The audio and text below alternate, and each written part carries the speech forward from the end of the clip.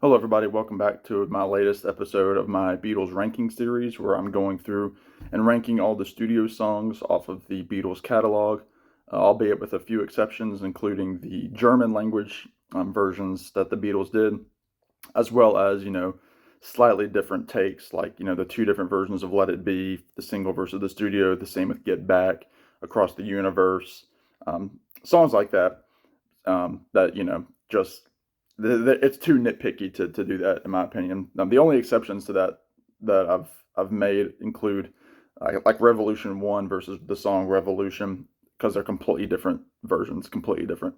So anyway, let me jump right into it here. I'm going to start with number 107. We're going to crack the 100 mark today. 107 from the Let It Be album. I just mentioned the song Across the Universe. This is a song that John Lennon wrote. Again, one of those more spiritual songs that John had. Uh, I believe it dates back to the White Album sessions, and it's just one of those great acoustic tunes. I love the intro, and then he does the whole, the mantra of Jai Guru Deva Om, and then a line that a lot of people have on bumper stickers, T-shirts, where he says, "Nothing's going to change my world." Just a great folk song. It might go a little long at the end with he says Jai Guru Deva quite a bit at the end, and it's a little much. But I like the song. It's probably one of the more Indian style songs that I like. Actually, I believe it's the highest out of all those tracks, if you want to count that. But I love the song. I love the acoustic guitar.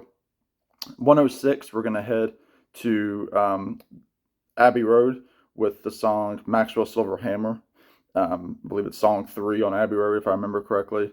One of those songs that caused a lot of grief in the Beatles camp when Paul was trying to record it. I think he recorded it over 100 times, and it's just kind of a dark lyric with a very light melody about some murderer who goes around and kills people with his hammer. So it's just one of those great kind of jaunty little tunes. The Joan was quizzical, and you have the drums in the back going boom bop like that. And it's a fun song. It's not my favorite off of Abbey Road, but it's a shame that it kind of caused the rift that it did, because it's in the long run just kind of a silly song. But I like it a lot. Maxwell Silverhammer. 106. 105, let's head back to early Beatles with I Want to Hold Your Hand, one of their best known early songs. It's one of the songs that kids today would know. Even if you were to tell them about the Beatles, they would know that song. Um, it's got the hand claps. Oh yeah, I tell you something.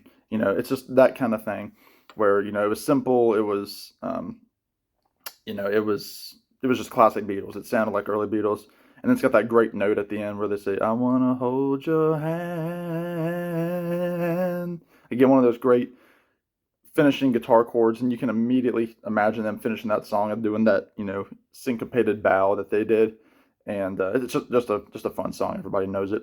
Number 104, the biggest song from the Beatles for Sale album, at 8 Days a Week.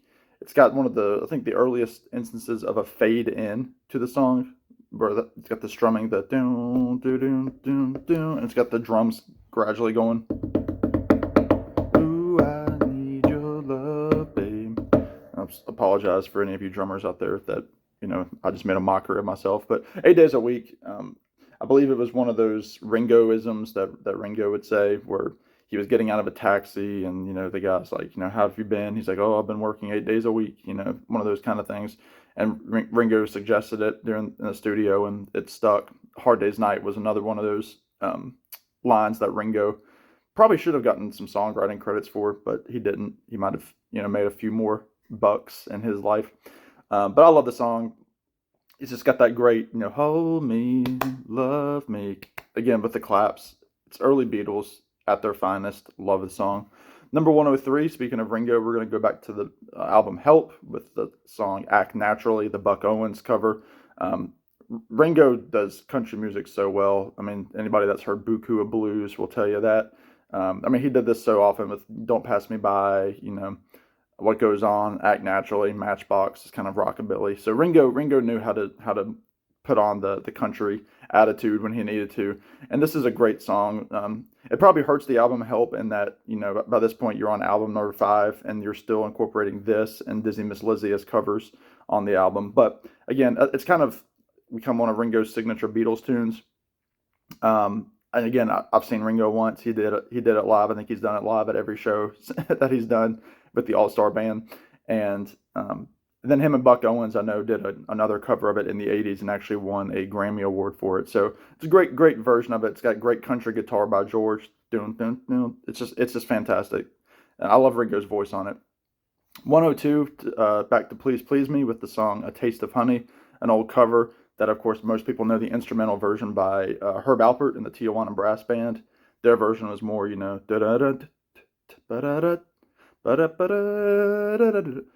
then the Beatles was very ballady with, a taste of honey, tasting much sweeter. He kind of says like sweeter, but he kind of like slurs it, Paul.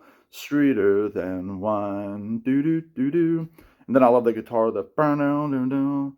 And then they hit that higher note. What will return? Yes, I will return. I'll come back for the honey and you. And then it's got one of the great last notes where he sings and you. And then the doon doon doon doon, burn down doon doon. It's just, I love the Beatles version of this. I love it. I really do. And I know it might be a little bit syrupy for a lot of people, but I like it a lot. 101 from Sgt. Pepper, She's Leaving Home, with the beautiful harp intro. How many pop songs were incorporating harp into their music in 1967? Just that, and then it's from a newspaper clipping, which it seems like that's where the Beatles were pulling from on the Sgt. Pepper album. Songs like this, being for the benefit of Mr. Kite. They were just pulling from everyday occurrences. Good morning, from the cereal box, and She's Leaving Home. It's just about kind of like a teenage angst, I guess, if you will. Maybe one of the first emo songs. For those of you that listened to the emo music in the '90s and early 2000s, it's got that great counter vocal by John, where Paul is going, she, and then John, we gave her most of our lives, is leaving, sacrifice most of our lives. And they've got the great line later on that says, was it love is the one thing money can't buy? Oh, is that the line? What did we do that was wrong? Is leaving home. Home is the something. Is it love? I can't remember. Now I gotta look it up. So bear with me, because I don't want to be wrong. It's not love is the one thing money can't buy, because it goes counterbalanced with the can't buy me love. Fun is the one thing that money can't buy, which is interesting because they said a few years earlier that money can't buy you love, which of course Elton John sang too, but he said mama can't buy you love. But I digress. So yeah, She's Leaving Home, great song about a teenager leaving home and running away. 100, we're going to go with the song Day Tripper, one of those great Paul McCartney lead guitar licks, that don do do do do do do, and this song has all sorts of interpretations as to what it means. I just know that it's a great sounding rock song with that bluesy, chord progression, because it kind of goes don do do do do do do do, and then it goes don do do do do do do do. It goes up, like a typical blues structure, and it was cool seeing Paul play this live. The first time I saw him, he uses the same guitar that he played that riff on, so it's just so cool. And a great gritty vocal by Paul. Number 99, we're going to go to the opposite side of the Strawberry Fields single with the track Penny Lane, which of course were both incorporated onto the Magical Mystery Tour album. Again, one of those Paul McCartney story songs that just paints a colorful picture of Penny Lane in Liverpool. Penny Lane, there is a barber sharing photographs of every head he's had the pleasure to know. On the corner is a banker. It's just so many little vignettes, and it's so 60s, but it's also very musically. It's very almost. It's very. I mean, it's obviously orchestral, but it's got a lot of those elements that Paul McCartney grew up with, like the show tunes and vaudeville. Just with the horns, the French horn solo is great. Again, one of those songs that I've heard so much, might account for the fact that it's so low. So anyway, Penny Lane, number 99. Number 98, we're going to go to Revolver with the song For No One. Um, it's just one of those songs. It's just, it sounds a little bit more difficult than it is in terms of, excuse me, it sounds simpler than it is to play on guitar. Um, it's just one of those great kind of acoustic songs. Your day breaks, your mind aches, you find that all you. It's just a great lyric by Paul McCartney, and then of course the bridge. In your eyes, I've seen nothing, no sign of love behind the tears, cry for no one. And I know there's a story about Peter Noon from the Herman's Hermits where he said he went to the studio. John or Paul had invited him to come watch them. It was during these sessions, and he was looking at and I don't know if it's true, but he tells the story, and he saw one of the rolls of tape, and he thought it said For Noon, like that was like the track that they wanted him to listen to, and it was For No One because the spacing was a little bit off. But anyway, I don't know if it's true, but it's a fun story. Number 97, we're gonna go to the White Album, the opening track, Back in the USSR. Again, one of those great fade ins with the airplane, and then it's kind of got like that doom doom doom doom doom doom bow doom doom doom doom doom doom bow. And of course, the Beatles were writing this song in India, and I think they got some inspiration from the Beach Boys, who were also there without Brian Wilson. But I think Mike Love kind of had a hand in talking about some of the chord structures that the Beach Boys used for their songs. And then it's got kind of a Surfing USA feel where they talk about all the Russian girls, Ukraine, or the USSR girls, I should say. The Ukraine girls really knocked me out. Leave the West behind. Moscow girls make me sing and shout, and Georgia's always on my mind. Just a great song, and I think the Beach Boys even covered it a couple times horrifically in the 80s, but we won't go there. Number 96, another George Harrison early track, Do You Want to Know a Secret from Please Please Me, a Lennon McCartney written ballad. Again, one of the songs I first heard on the Beatles Rock Band video game.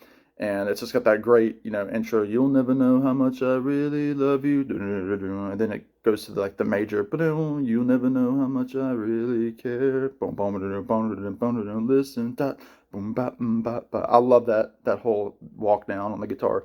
Sounds great. Again, I've said it a million times. I love early George. Number 95. I think we will stop here. This is the song Honey Pie from the White Album. Again, one of my favorite Paul McCartney kind of schmaltzy ballads. It sounds like it could have full on been from the 1920s when his dad was playing music. And it starts with that whole, intro, like a lot of songs in the 20s did, that was almost standalone from the song. She was a working girl north of England way. And then they put on like a scratched record. It almost sounds like a 77. And he's singing through one of those old mics where he sings, now she's hit the big time in the USA.